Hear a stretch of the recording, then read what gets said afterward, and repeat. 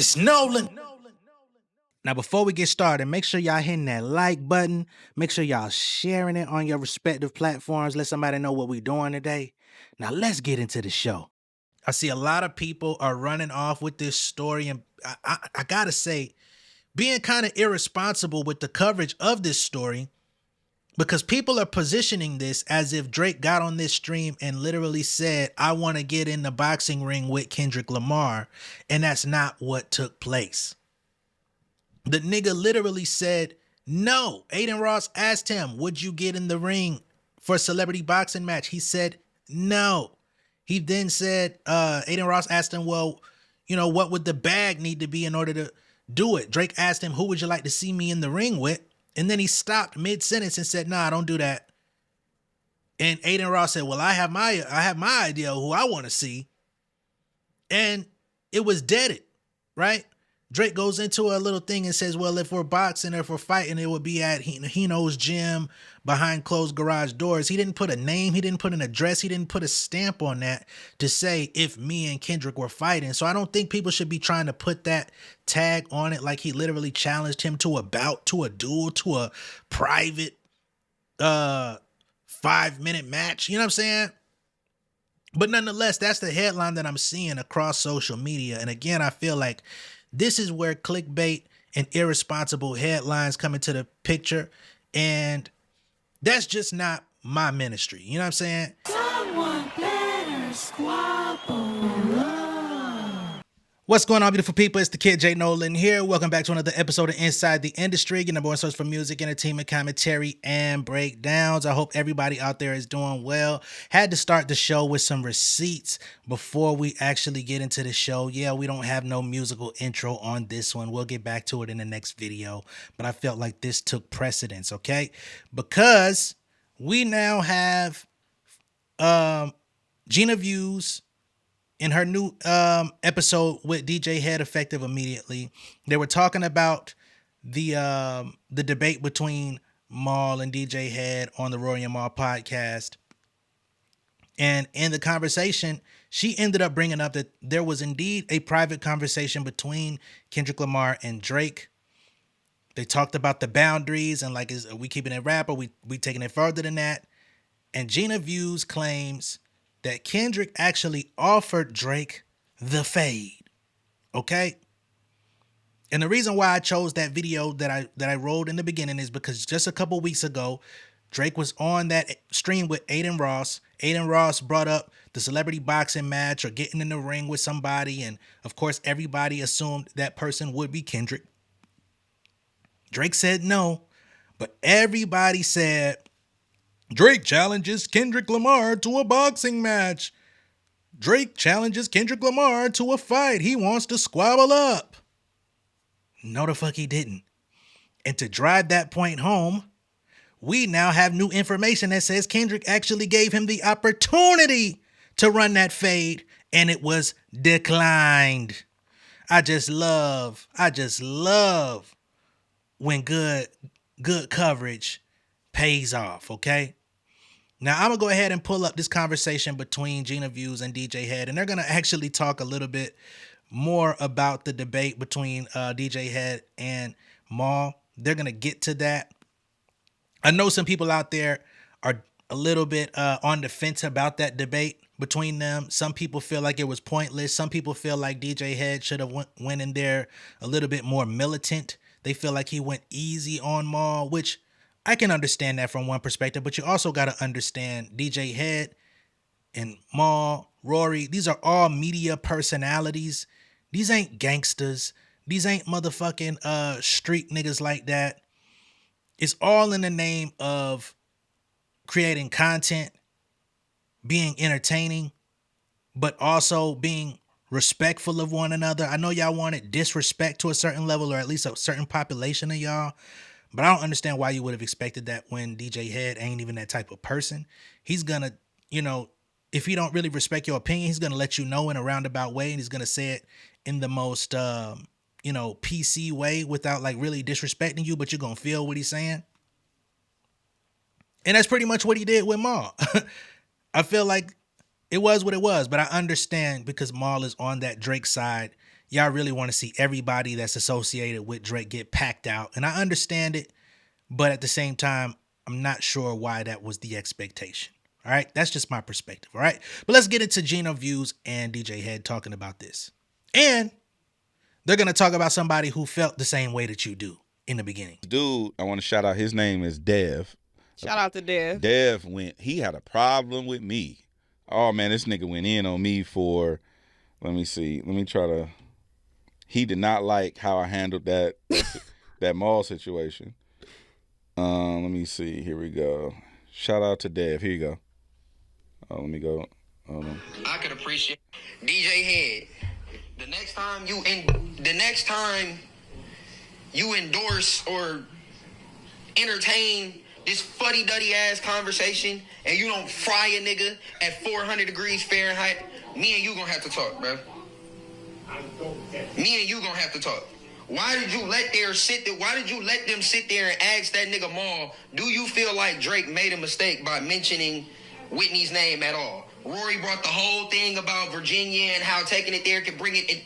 And you let this dumbass nigga sit here and try to articulate the fact that he not thinking for another nigga like they didn't ask that nigga his opinion. You just did the same thing to you. I'm asking what you think. We not asking you to speak for Drake and what his mind state. Why didn't you fry that nigga, bruh? I'm hot. There was nothing to talk about. The Lakers won the championship. You said this shit yourself. I could appreciate the super OG-ness of your verbiage, you know what I'm saying? You ain't gonna say too much. Super OG-ness, that's the West Coast nigga right there. You gonna say some real shit, and you gonna give a nigga a space to try and articulate himself? Fuck that. You should have did it to space when them niggas asked Maul, do you think Drake lost any brand dealerships? And that nigga said no. I would have clean got on that bitch and been like, bro, you better go check them court documents and quit fibbing in this motherfucker. This nigga losing not only his brand dealerships, he losing his mind, his money, his friends, and his reputation. And that nigga said that himself in the paperwork. So I don't give a fuck what you think, butterbean looking ass nigga. That do be facts though. I mean, he filed the paperwork and talked about all the losses he been taking and Disney deals and motherfuckers ain't been wanting to rock with him. They ain't trying to put money in his pocket. That is what he said. You was not supposed to get that nigga that much room, bruh. You really was not, bruh. I'm actually mad. Like, the Lakers won the championship, bruh. It wasn't no 2-point buzzer beater, my nigga. They blew Toronto out by 40, dog. They saw Kobe Ghost on the court, bruh. Like, it was one of the greatest games of all time. This nigga cooking. What the this nigga come in here and act no type of big about shit. Shit you not. This nigga Maul. All right, we've heard enough. Bro. I think that's one. Shout out to Dev, bro. That's one thing that I feel like the Drake fans as well as the Kendrick fans are both missing is that they both did the same thing just in a different way. Mm-hmm. Like, and that's why it's like this shit supposed to be fun. It's not supposed to be so damn serious, you know? Like, but it was a part of the conversation where you guys were talking about using AI or whatever, and you said, well, is it okay for him to, what did you say? Is it okay for him to use the likeness of somebody who's still walking around the earth or, you know, whatever? One thing that I feel like, I don't know if y'all ever brought it up because I'm only 30 minutes in, but I feel like one thing that Maul, the point that he was trying to make was that it was just fun. Like, he was just having fun and stuff. But I think he also forgot that Snoop was laughing. Mm-hmm. Snoop thought it was funny. Snoop didn't feel disrespected. So it was all still fun and games, you know?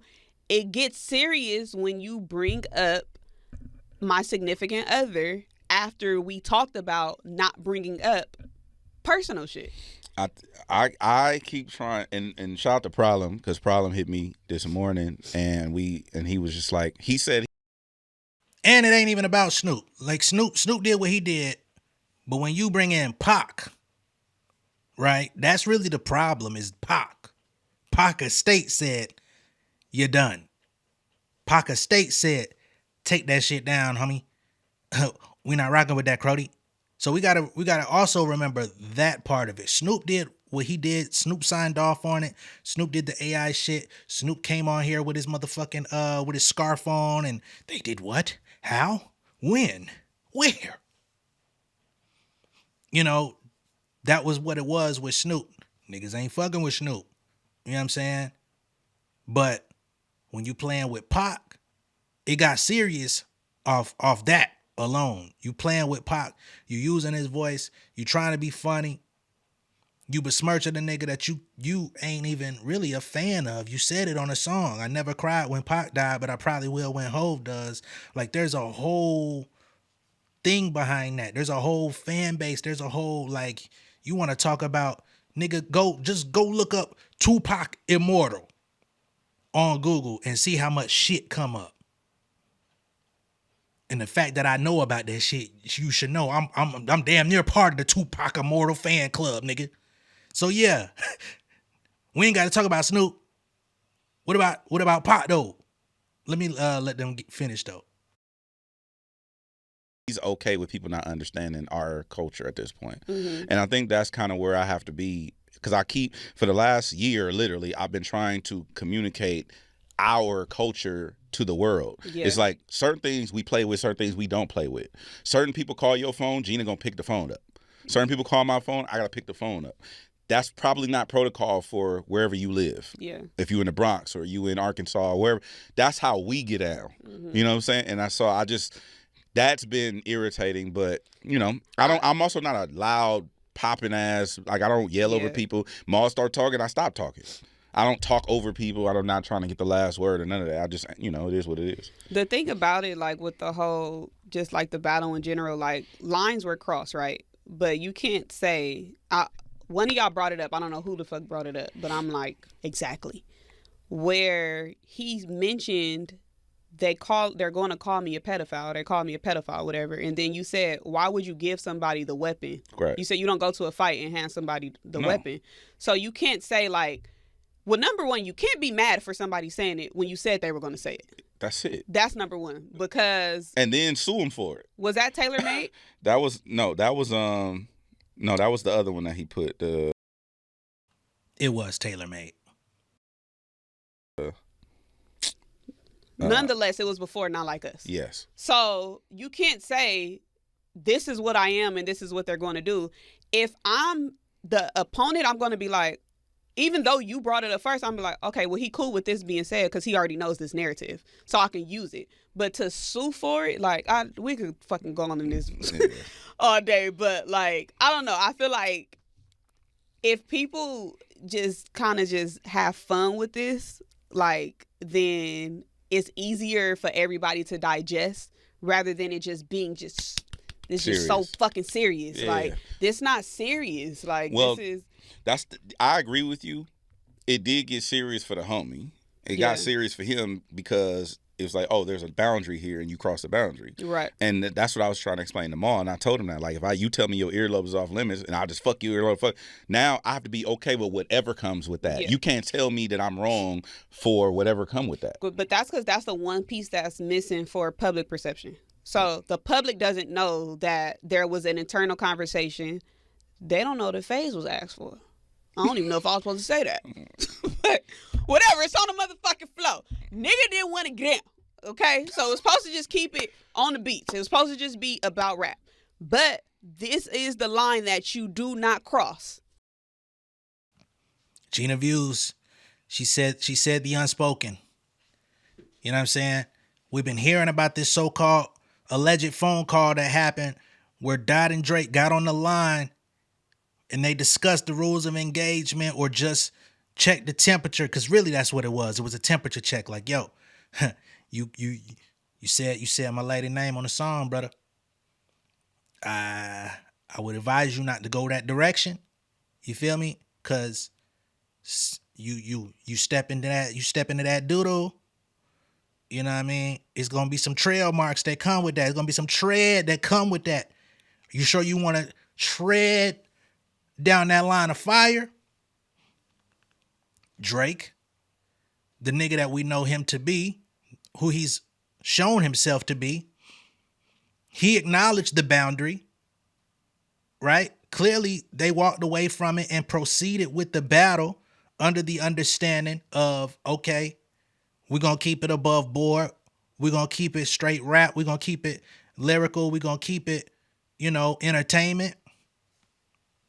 And then the first thing that nigga did was come right back on his next record and throw Whitney all in the song. Shake that ass, bitch. Shake that ass for free.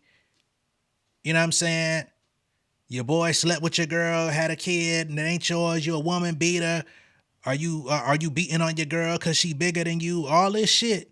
Talking about the wedding ain't happening, all of this stuff. So when a nigga come and already prepared, because he already knew the type of nigga you was, I offered you to come see me. Right? You ain't want to go that way. Okay, cool. We gonna keep it on rap. We gonna keep it above board. We gonna leave the family out this shit. You know what I'm saying? Because the funny thing, or I ain't even gonna say the funny thing, but the interesting thing to me about Drake is he comes in on Family Matters with the whole, you mentioned my son, I deal with his dad. He ain't really mention your son. He said, I got a son to raise, but I can see you don't know nothing about that. I guess you could say he's talking about his son.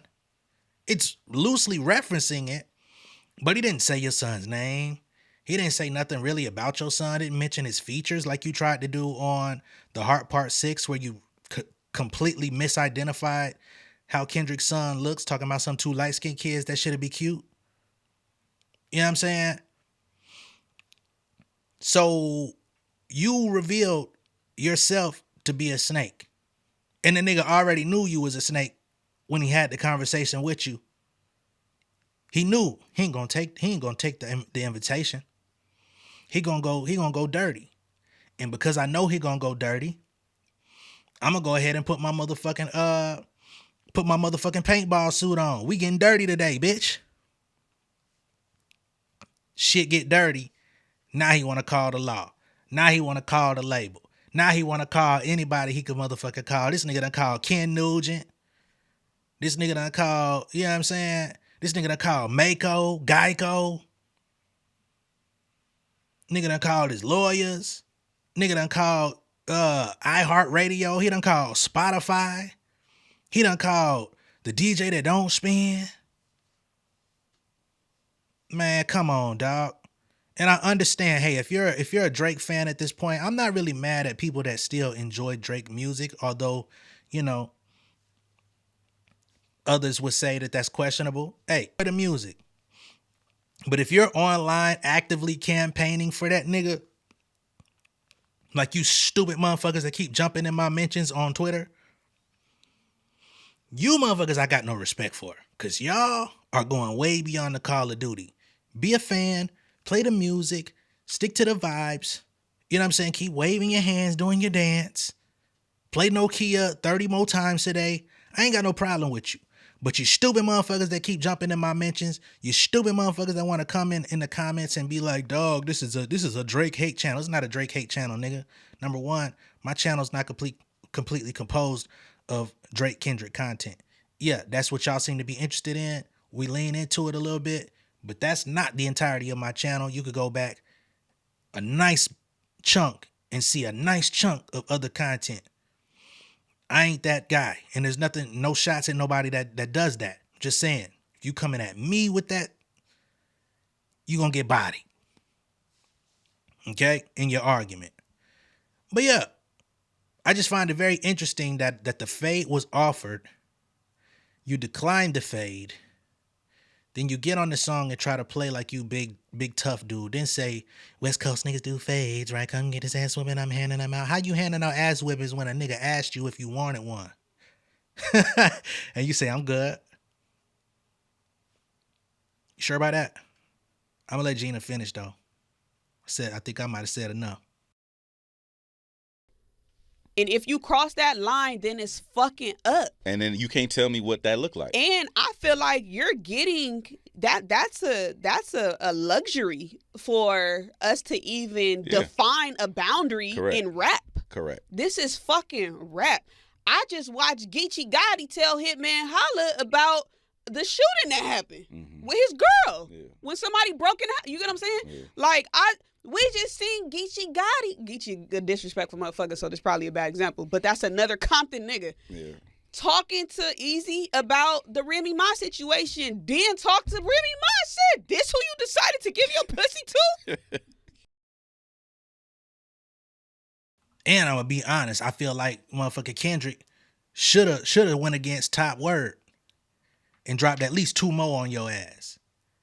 Not like us, yeah, he should have dropped 2 more on your ass the following week, just to solidify it. Oh, you thought it was over after the Hard Part 6, nigga? Let me see. I said I got 10 more in stock, cause I listened to Drake's The Hard Part 6 again last night, right? You got this shit burnt the fuck out. Then he says, you dropped the West Coast. I could have danced to that one, but you're tripling down on some whole other bullshit. You got 10 more songs to drop. That's why you ain't wanna continue, cause that nigga let you know he got 10 more on your ass. You wasn't ready, you wasn't prepared for 10 rounds, nigga. Right? But in every other, you know what I'm saying, when you was with Meek, you went back to back and you acted like you wanted to keep going. You was ready for the smoke then. You acted like you was ready for the smoke with Pusha, but then you tanked out. Listen to your fake dad.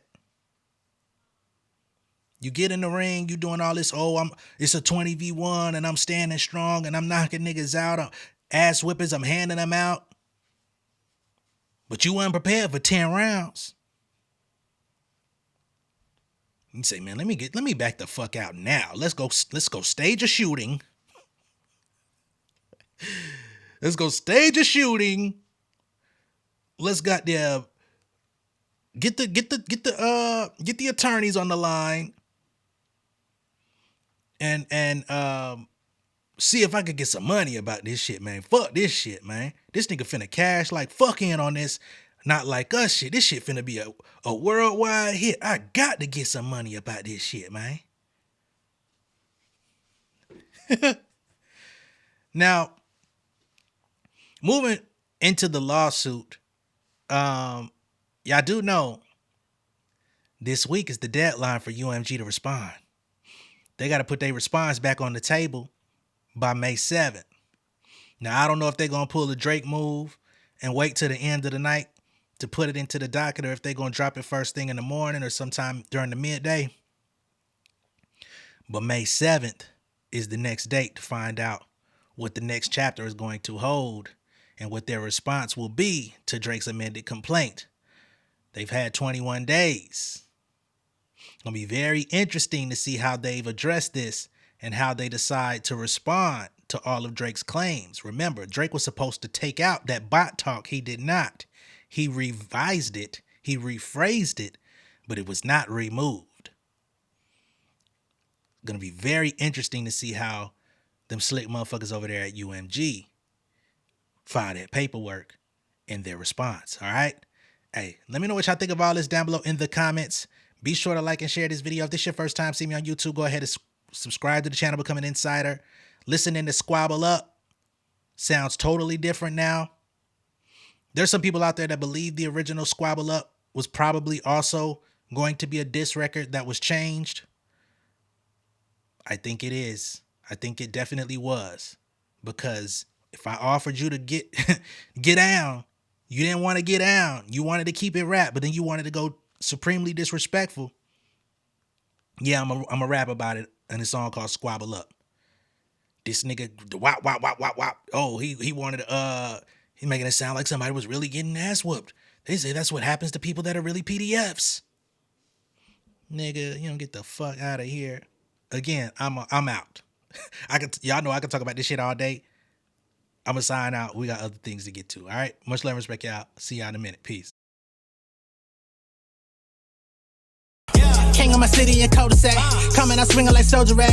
Leading my people like quarterback. Boy, I study this shit, I'm an almanac. Had to get up and grind. Knowledge is booming, I'm here to apply. Came with the chip and the dip, it just single the mind. We finna do more than survive. I need my check. Spinning the block for the gouda, we hitting the jeweler to flood out the net. We don't do beef on computers, I'm straight out the sewer, we come when you rest. Niggas be looking perplexed, so keeping my foot on their neck. No map, I trust my gut for the quest. With drama, I'm fully abreast. I was ready for years and they doubted me. All of a sudden, they tell me they proud of me. I been dropping these haters like calories. First, somebody came back with some boundaries. Stand for my honor, but too raw, no corner. Packing the stick with a drummer. Wanna catch my bad, won't fumble. I done came too far to be humble.